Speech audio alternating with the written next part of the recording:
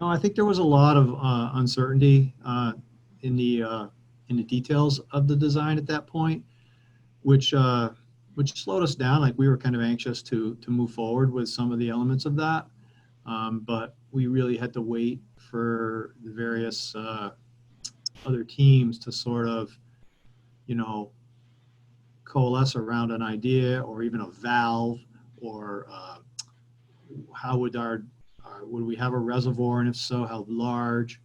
The nature of the job, it was so fast that we really couldn't do a lot of analysis ahead of time.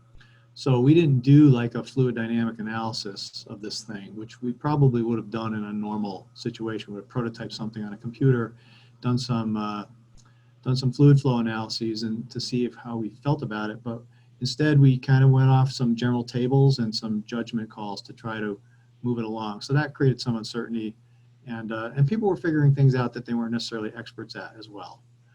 So it took a little time. So in sprint 4, we designed an enclosure, we selected materials. Um, I think we decided in sprint 3, we decided our CAD platform that we would use. This is an important aspect, and I think students might be interested in this.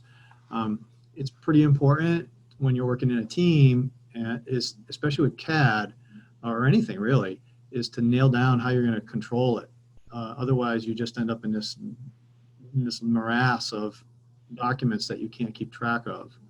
And so we decided on a platform, Autodesk Fusion 360, which stored its data in the cloud, and you could have team members access this data in with roles. And so that worked pretty well for us. That was my first time actually doing that. So that was kind of cool. That was a good experience. I've been using Autodesk 360 Fusion for about a year. Been using SolidWorks previous to that. So that worked out really well. So there was decisions on that. We decided our unit system that we need to work from. Most medical manufacturing things are in metric. However, we're challenged because in the United States, if we want to buy a valve, it's probably going to have imperial connections and measurements. So there's a mix of both that were in the design. So all that was decided in sprints 3 and 4, and we still had a lot of unknowns in sprint 4. But by sprint 5, I took a few notes before we had this thing, so I remember this. By sprint 5, we had a master diagram done, and that was really key. That was where we said, okay, this is basically how this thing's going to work.